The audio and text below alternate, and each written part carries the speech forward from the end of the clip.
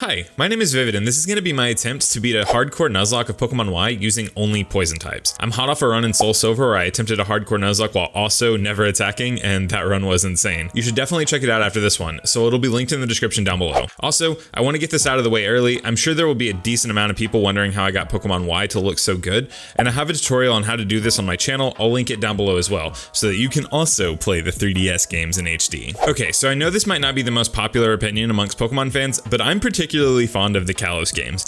I think it's because these games really cemented me as a lifelong Pokemon fan once I was an adult, or maybe it's just the nostalgia of them being the first 3DS Pokemon games. I don't know, but I just know I love them. Another benefit of the Kalos region is that it has wildly diverse encounters, and to demonstrate that, these are all the Poison types I will have access to during this run.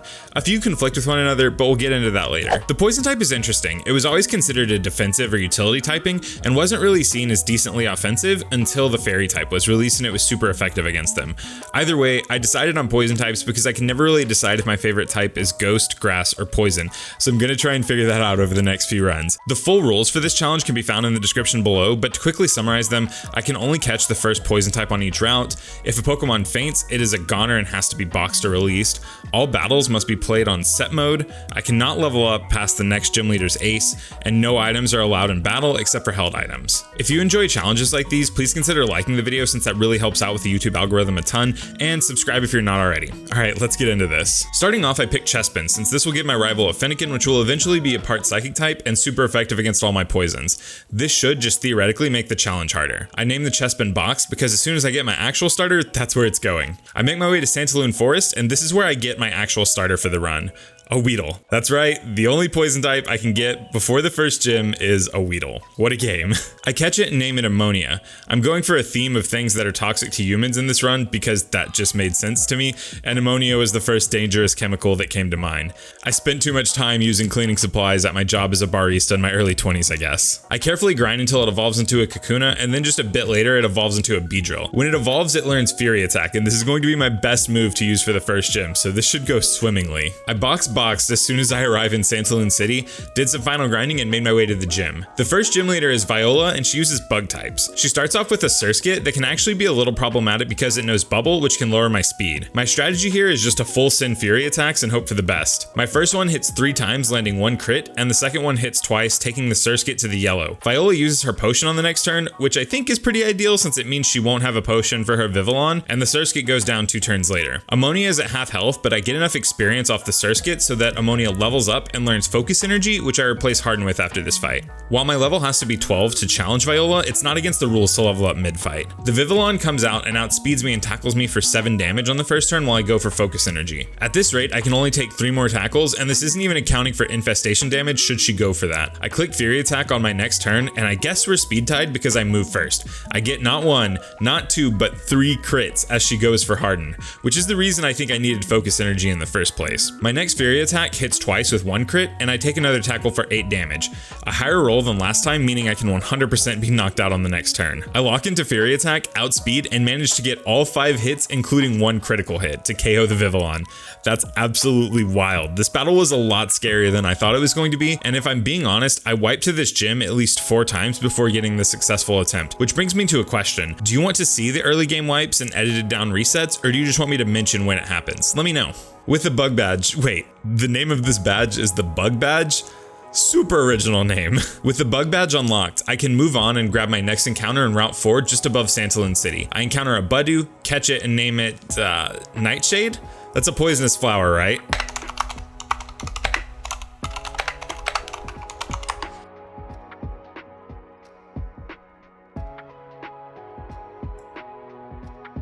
Yeah, it's not good for people to eat. I name it Nightshade. Also on Route 4, I find the Poison Bar, which will increase the damage output of our Poison type moves, so I'm sure this will come in handy. I do a lot of running around and a lot of grinding here because I need to get Nightshade's friendship up before it gains too many levels so it will evolve and I don't miss out on valuable moves. It helps that the level cap jumps all the way from 12 to 25 here, so we have a little bit of wiggle room. After skating so much, I could have starred in the hit 1998 Disney Channel movie Brink. Yes, I understand this reference is a stretch. I level up and evolve Nightshade into Roselia. Roselia has a pretty great level up moveset, and we should be able to get Roserade around the mid game, which is fantastic since Roserade is fantastic. With our newest member evolved, I head to Sycamore's lab in Lumio City, and we have to fight him. I wanted Nightshade to be stronger than a Budew for this fight because Sycamore has the 3 Kanto starters, and even though they're all only level 10, my entire team is weak to Charmander. But we end up making pretty quick work of his team. Better safe than sorry, I guess? If you've ever played through X or Y, you know that after this fight, you can pick a Kanto starter to take with you on your journey, and while Bulbasaur would be a valid encounter, I decided to box it. Getting such a good Pokemon this early in the game feels a little disingenuous to the challenge to me, and Mega Venusaur is absolutely broken. Maybe I'm making this too hard on myself, but it just doesn't feel right. Let me know what you think either way. I head out to Route 5 and this insane woman on roller skates lets her weird dog get way too close to me. No thanks, I am a cat guy. I grab my next encounter, which comes to me in the form of this horde of sludge balls. I catch the last one standing and oh wow. The Sculpin has its hidden ability. I completely forgot that horde Pokemon had a chance at having that. I'm not sure what the chance is, and I think Liquid Ooze probably would have been marginally better for the run, but maybe we can make Gluttony work? I name her Botulism, which is a pretty serious illness derived from the botulinum toxin, and somehow we figured out how to smooth out wrinkles on people's face with it. I don't know, science is weird, now I think Botox is scary. I find an Oddish on Route 6, catch it, and name it Lily. No, I'm not straying away from my naming conventions here. I googled a list of poisonous flowers, and apparently lilies of the valley can very easily make you past tense. I also find the Venoshock TM here, which is great because it gives me a poison type move that most of my Pokemon can abuse, and as long as they're attacking a poison Pokemon, it doubles the base power from 65 to 130, which is absolutely massive. So it's a long stretch to the next gym, so let's any % glitchless speedrun through some content here. I go to a castle and chase one of the top 10 ugliest Pokemon around to give it back to this billionaire. We watch fireworks and celebration, but they're during the middle of the day, and this girl's hitting on me the entire time, both odd occurrences. This billionaire gives me a flute. I go play the flute for a Pokemon that I think I relate to the most to wake it up, then I crush said Pokemon so I can move on. On Route 7, I catch a Krogunk whose evolution Toxicroak is one of my absolute favorites. I name her Batra, which is short for Batrachotoxin. I've got zero clues if I'm pronouncing that correctly, but it's a toxin found in poison dart frogs, and that has been your daily frog fact. The girl next door teams up with me and we smash the 2 losers of the friend group, and then in Connecting Cave, I catch a Zubat and name it Cyanide. I'm tired of looking up poisonous things that relate to the Pokemon I'm catching for now, so I just happen to remember that Cyanide will make you deaded real quick. If Cyanide hangs out until it's a Crobat, it will probably be one of my strongest members for the run, so I'm stoked for this. Immediately on the other side of the cave, I encounter and catch a Seviper, which I name Protease. Alright, I looked this one up. It's an enzyme in Viper Venom that does bad things to you, I think. Unclear. This is my last encounter for a little bit, so I run through Glittering Cave, murk some Team Flare members, and hit a powerful grind session to get my team up to the level cap. During this, Lily evolves into a Gloom, and Cyanide evolves into a Golbat.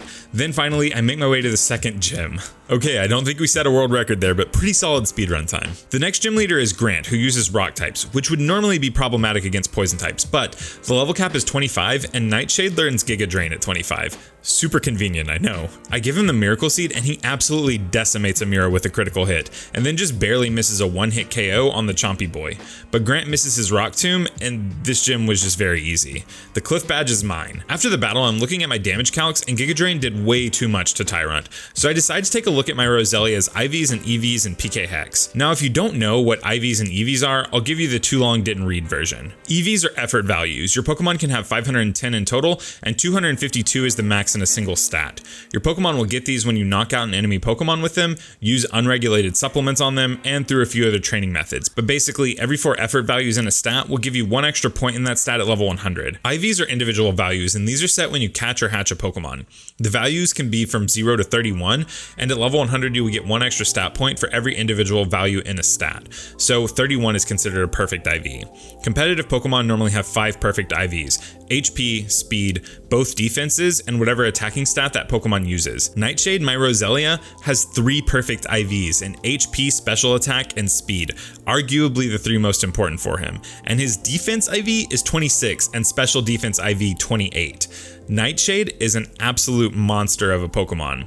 I normally don't bother with checking IVs for a challenge like this, but my calcs were telling me I either needed a ton of special attack EVs, which I'm sure I didn't have, or close to perfect special attack IVs. If I can keep Nightshade alive, I think we have a solid chance at winning this run. Shortly after the gym, I put a Team Flare Goon in their place on Route 10, and Cyanide decides he really likes me, so he evolves into a Crobat. Cyanide also learns Acrobatics soon, which is a 110 base power flying move as long as I'm not holding an item.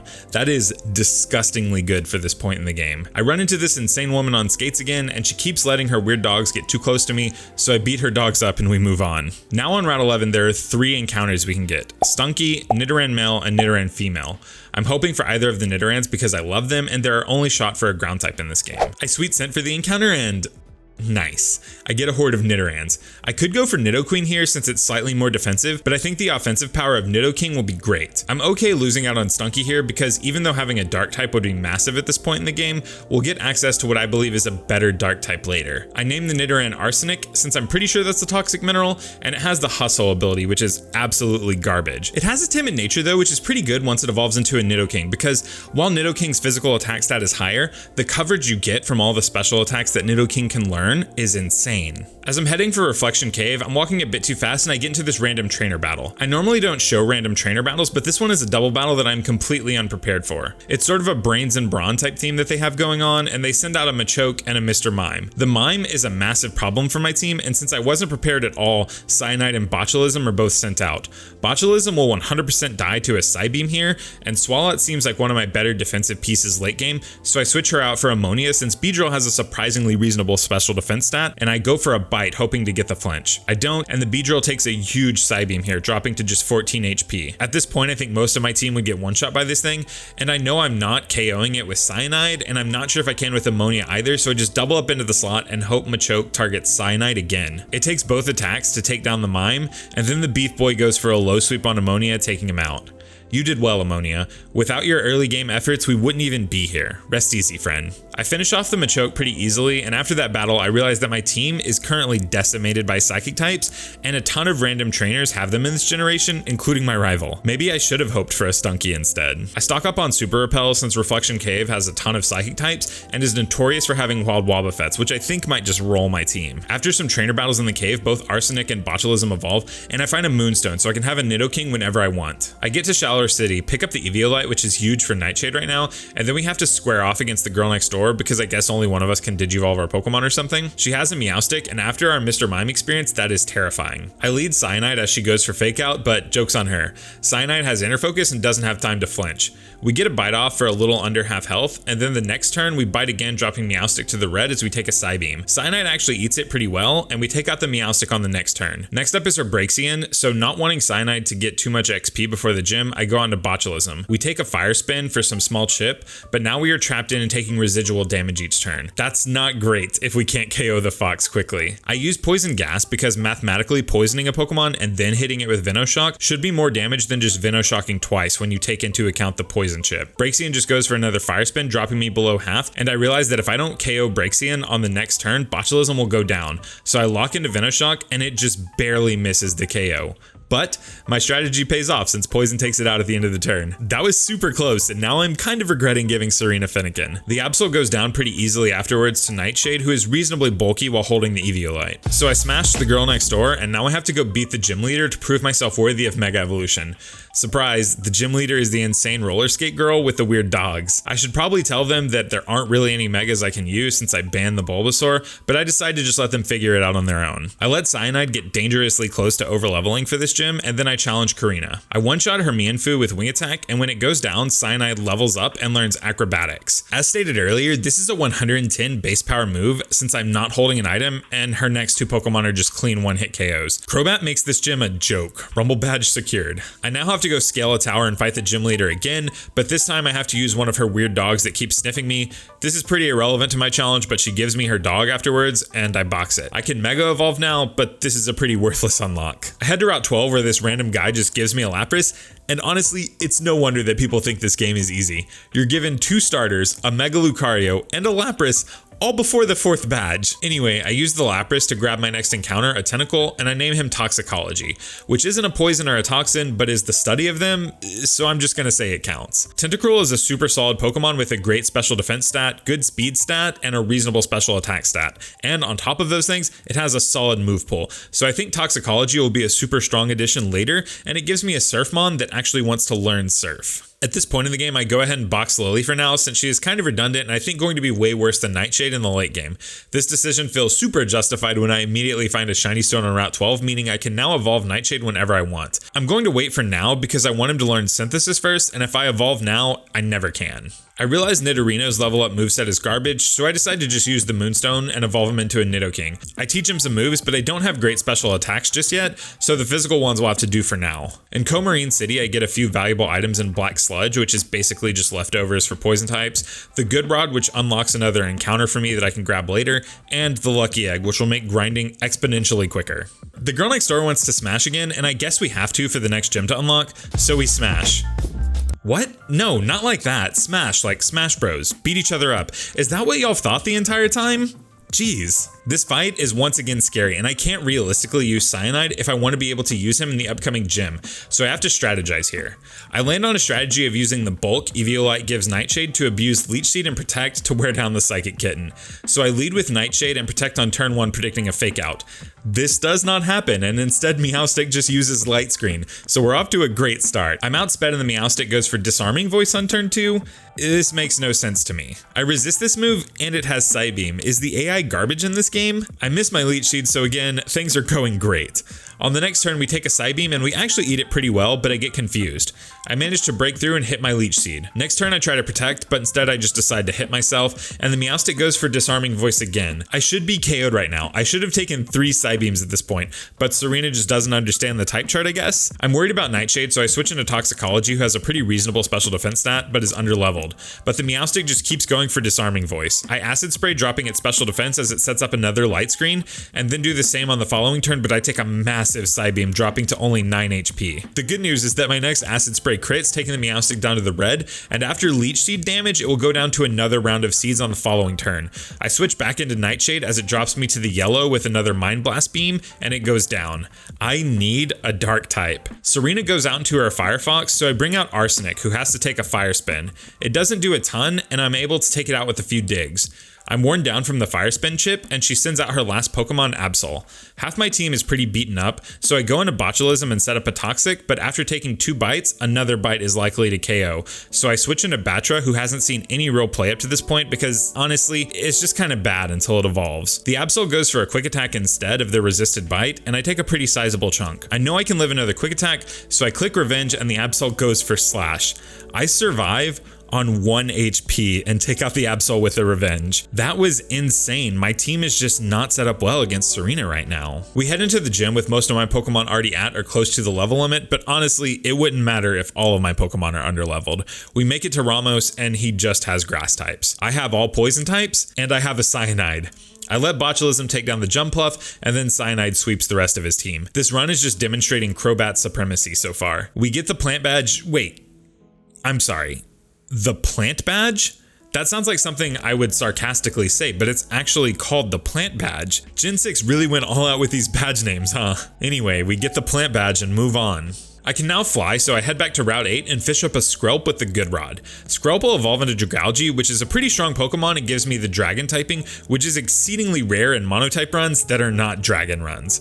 I name him Mercury because you can get Mercury poison from eating too much tuna, and this thing comes from the sea, and tuna comes from the sea. It makes a lot of sense if you don't think about it at all. It doesn't evolve until level 48 though, so I just let it go to the PC for now. The power plant on Route 13 has been infiltrated by Team Flare, causing rolling blackouts throughout Kalos, and for some reason, the only one able to stop them is me, a child. I do that, and the only real notable thing that happens to me here is how many times Toxicology almost dies. I am so ready for this thing to evolve because I'm tired of how frail it is. Oh. Well, that's convenient. With the power back on, all of Lumiose is unlocked now, so I shift the team around a little, boxing Cyanide and Toxicology since neither of them will be very useful against an electric gym. I grab Lily and Protease, do a ton of grinding during which Batra evolves, meaning she is finally useful, and I head straight to the gym. I haven't used Seviper at all, but he seems pretty reasonable for this gym, so... Oh, well... The level limit is 37, and he just hit 38 on the gym trainers. Someone, not going to name names, wasn't paying attention to the experience gains. To make matters worse, I didn't switch around my team before walking into the final room, and the Clement fight is one of those battles that triggers without you talking to the gym leader. So the battle just starts with Protease in the first slot, and I'm forced to switch out on the first turn since I can't use him in this battle. Rough. On the first turn, I switch into Arsenic, who nullifies a Volt Switch from Emolga, which feels like a reset, so I'm okay with it. I go for Poison Jab while taking a pretty soft Aerial Ace here. This is where I make a massive mistake. On the next turn, instead of just taking this Flying Rodent out, I switch to Botulism. Why? Because I think I need the extra health on Arsenic. The squirrel predictably goes for a Volt Switch on the next turn while I'm in with a Pokemon that can't even come close to touching the Magneton that Clement switches in. There are obviously some exceptions here, but just take your KOs where you can get them. Arsenic is able to take out the Magneton with a couple of digs, but I take way too much damage from Mirror Shots doing it, and it gets electric terrain set up while I'm switching. Clement sends his Emolga back out, and I guess I just forgot how much damage Aerial Ace did because again, instead of taking it out, I switch into Botulism, who eats an Aerial Ace and then gets Volt Switched on. Heliolisk comes in and I hit it with a Toxic, but I'm too low to take any more attacks, so I go into Arsenic and then double switch into Batra, predicting a Grass Knot, but I mispredict and it uses Quick Attack instead. I stay in and take a devastating Thunderbolt that also paralyzes me, but I manage to break through and take out the Heliolisk with Revenge. Clement only has a Emolga left, but I'm paralyzed, so instead of risking the paralysis to Sucker Punch it, I start switching. This again is another mistake I made. Since my entire team is low and I can't use Protease, I end up having to sacrifice Lily to get a clean switch back into Batra, where I'm basically risking the entire run on paralysis. If I don't Sucker Punch here, the rat takes out the rest of my team and we wipe. I lock in and I managed to break through. I Sucker Punch the Demon Squirrel and it goes down. I think this is the sloppiest I have ever played in a gym battle, and it was also unnecessary. I should have just knocked out the Emolga when I had the chance, but instead, I made the battle way more difficult by not playing optimally, and I cost myself a Pokemon. Sorry Lily, you didn't even get to become a Vileplume, and that's really unfortunate. With the Voltage Badge, I can now make my way up to Route 14, where I get one of my most important encounters of the run, a Scorpy. I catch it and name it Neurotoxin because some scorpion venom is a neurotoxin. Scorpy is one of the most important counters in the run because when it evolves, it becomes a dark type, which is massive for me. It also has battle armor, which means I won't even have to play around critical hits with him. I grind for a while with just Neurotoxin and Mercury in my party since the rest of my team is pretty close to the level cap of 42. He learns Night Slash during this and then evolves into a Drapion shortly after at level 40. Even though the next gym is a fairy gym, I still think Drapion will be super important because the fairy lady has a Mr. Mime and that off-brand clown still haunts my nightmares. I make my way through the gym and challenge Valerie. She leads with a Mawile and I just lead Nightshade. Mawile is annoying because it's immune to my entire team's type, but I decide to go with the strategy of just setting up Leech Seeds and it just uses Iron Defense. I switch into Arsenic and take a crunch comfortably, then I hit it with a dig and it goes down to the Leech Seeds. The Mr. Mime comes out, so I switch into Neuro, making the Psychic it goes for useless. I click Poison Jab and it just goes down in a single hit. Next is Sylveon and I decide to switch into Toxicology since Neuro doesn't have the best special defense and its Dazzling Gleams will be neutral because of my dark typing. A few acid sprays later, and I'm the proud owner of a fairy badge? Wow, the next gym is a psychic gym. Is that badge called the psychic badge? Moving on, I save a Pokeball factory and this guy gives me a Master Ball because of that, which is nice but super unnecessary for this run. I catch a Fungus on Route 15 and name her Amanita, which is like a genus of some poisonous mushrooms I think. I'm really good at this, by the way. I go into the Lost Hotel and look for a Trubbish, but I never find one, so I just stop looking and move on. I already have 2 mono poison types and I don't think a third one is going to make a massive difference. I get to Dendemil Town, go north, and I have to clear out this cold cave of Team Flare members. They were stressing this Mamoswine out and I needed to ride it to the next town. I make it to Anastar City and it's already time for the next gym battle. This is a psychic type gym, which means I absolutely have to use Neuro here, but I completely forgot that he's been holding the Lucky Egg, so I can't have him get much more experience because he's already at the level cap. Normally this wouldn't be a big deal, but the girl next door wants to battle. She wants to battle again. It takes a while for me to come up with a plan, but I start by finally evolving Nightshade. He's learned Synthesis, and even if I never use it, I think it's valuable to have healing moves in a Hardcore Nuzlocke. We start the battle and lead Nightshade while she leads Meowstic. I protect to dodge a Fake Out and then Giga Drain, which should always be a 2-shot, but Nightshade is impatient and gets a crit. You absolutely love to see it. Serena goes into Delphox and every calc I'm looking at tells me this fox should not be able to one-hit KO me, but it gets very close. I go for Leech Seed, which lands and then get hit by a massive Psychic that takes me all the way down to 16 HP. I protect for the seed damage and then switch out into Neuro, who takes a massive chunk from Flamethrower. You really couldn't just use Psychic twice in a row? I have just enough speed EVs to outpace this fox, so I click Night Slash for the KO, and the hard part of the rival battle is over. Her last two Pokemon are Jolteon and Absol, but Arsenic has learned Earth Power and makes quick work of both of them. I think the time of Serena being a scary battle is in the past, but I'm a little confused. I calced Earth Power damage on Absol several times, and not a single time did it KO. What am I missing? Oh, that's insane. Now, if you're at all savvy about Pokemon abilities, what I'm about to tell you probably won't come as a shock. Remember when I caught Nidoran and was upset that it had Hustle as an ability? Yeah, so Hustle is Nidoran's hidden ability, which is just something I did not know. That means that when Nidorino evolved into Nidoking, it gained the Sheer Force ability. If you don't know, Sheer Force increases the damage of attacks with a secondary effect at the cost of getting rid of those effects. This ability plus a timid nature is insane. It means all the special attacks Nidoking can learn will hit super hard. Just as an example, Timid Sheer Force Nidokings are the default competitive sets. Honestly, what are the odds of getting a hidden ability Pokemon from a Horde battle? Because this is my second in a single run. Absolutely wild. The gym trainers are scary, but my team is pretty strong at this point, so I make it through unscathed and challenge Olympia. She leads off with a Sigilif, and I lead Neurotoxin. I click Night Slash, and this thing just goes down. We level up and learn Crunch, which I get rid of Toxic Spikes for. She goes into Slowking, and I Crunch, taking it all the way down to the red as Slowking yawns. I switch into Cyanide while Olympia uses a Hyper Potion, and then I double back into Neuro to suck up a Psychic. On the following turn, I go for a Night Slash, thinking maybe I can get a crit, and I do. The Slowking goes down, and a couple of crunches later, the Meowstic goes down. The Psychic Gym is beaten, and I get the... No. Wow, the next gym is the Psychic Gym. Is that badge called the Psychic Badge? This badge is really called the Psychic Badge? I love X and Y, but I did not remember how garbage all of these badge names are. Whatever, there's a universe where this gym just ended my run, so I'm glad that I got through it. With the 7th gym down, the Evil Team section of the game starts, and aside from some cutscenes that are actually pretty dope in HD, it's all pretty tame except for the 3 Lysander fights.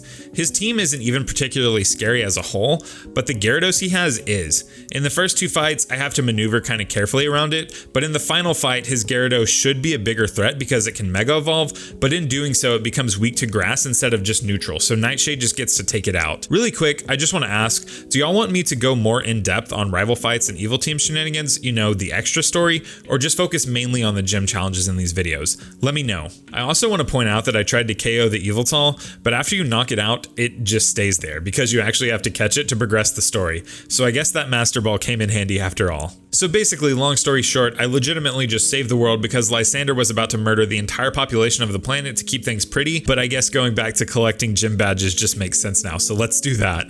Before I take on the 8th gym, I switch out several of my team members temporarily because I have a serious weakness to ice types otherwise. I leave Arsenic, Mercury, and Nightshade in the PC and let Botulism, Protease, and Batra come out to play. After moving some items around and changing up movesets a bit, I challenge Wulfric. I lead off with Cyanide, who is the only Ice Weak Pokemon I left on my team, but I did so with purpose.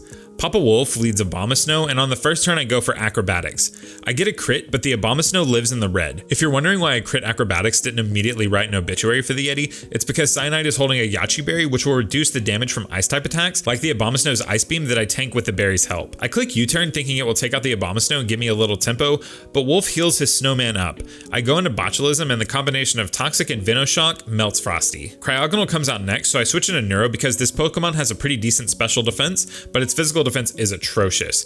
It of course manages to freeze Neuro, so I switch into Toxicology to sponge the special hits and use Acid Spray to lower its special defense, then drop it with a critical hit Surf. Next, Wolfie VGC sends out Ice Table, and again the combination of Acid Spray and Surf cleans up. I've beaten the 8th gym and I receive the, let me guess, the Ice Badge? I bet it's called the Ice Badge. Oh, I was wrong. It's actually called the Iceberg Badge. Very good, very unique. I also get the Ice Beam TM here, which is actually insanely good for Arsenic. With all 8 badges won, I start my trek through Victory Road, only to be surprise challenged by the girl next door. I mean, I knew it was coming, but I had no clue when. I lead off with Cyanide into her Meowstic and click U-turn as she goes for Fake Out. She doesn't seem to remember that my bat just cannot flinch, and I go into Neurotoxin to get the KO. I just got the U-turn TM before the 8th badge, and I can already tell how much better Cyanide is with it. I then crunch the Firefox for an Oko, take out the Altaria with a couple crunches, and switch into Arsenic on her Jolteon to take it out in one shot. I just barely missed the knockout on our Absol and have to switch out to protect against a crit, but Cyanide comes in and finishes the Absol off. Serena was really scary early on, but at this point in the game, my team is just too good for her. Maybe next time she'll actually just want to smash. Anyway, with Victory Road out of the way, it's time for me to make some final adjustments to my team. I decide that the final 6 members will be Cyanide, Arsenic, Toxicology, Nightshade, Neurotoxin, and Mercury. Mercury is kind of a flex slot and could be any of my poison types really, but he adds the most valuable resistances.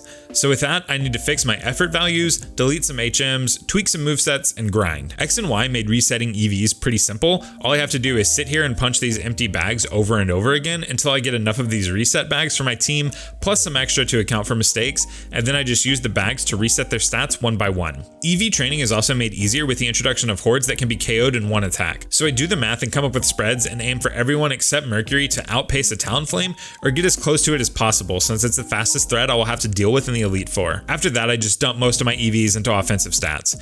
Mercury is too slow to outpace much of anything, so I just max out his HP. I go grab some items I missed that I think will be valuable, fix my movesets, and get my team to the level cap, and then I just head into the Pokemon League. Each Elite Four member has a level 65 Pokemon as their ace, but the champion's highest level Pokemon is 68, so I decide on setting the level cap to 66, which is one level higher than each Elite Four member's ace, and tied with Diantha's second strongest Pokemon. I think this is fair, but if you think I should just be matching the highest level of an Elite Four member, as always, let me know. X and Y is one of those newfangled games where you can fight the Elite Four in any order you want.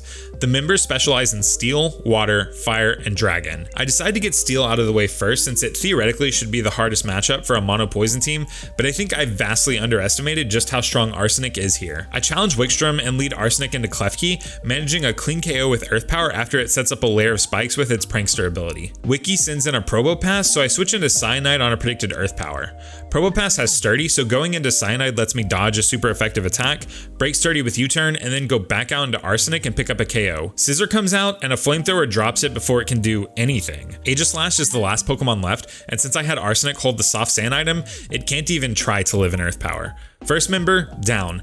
This probably should have been a much harder battle in most circumstances, but Nidoking is just so versatile here and his damage output is nuts. The next member I decide to pick on is Malva. She's pretty clearly a Team Flare operative. I mean, just look at her chamber. Is this even safe? Is this somehow not an OSHA violation? It is uncomfortably warm in here. I wish I had more to say about this fight, but since I maxed out Toxicology's speed and special attack EVs and made him hold a Sea Incense to boost water type attacks, I completely destroy Malva with just 4 surfs. She's definitely the weakest link here. Get me out of this hot ass room. Next, I decide to fight Drazna. Can you guess what type she uses based on her name? That's right, it's dragon types. That's why her name sounds vaguely close to the word dragon. Clever, Game Freak, clever.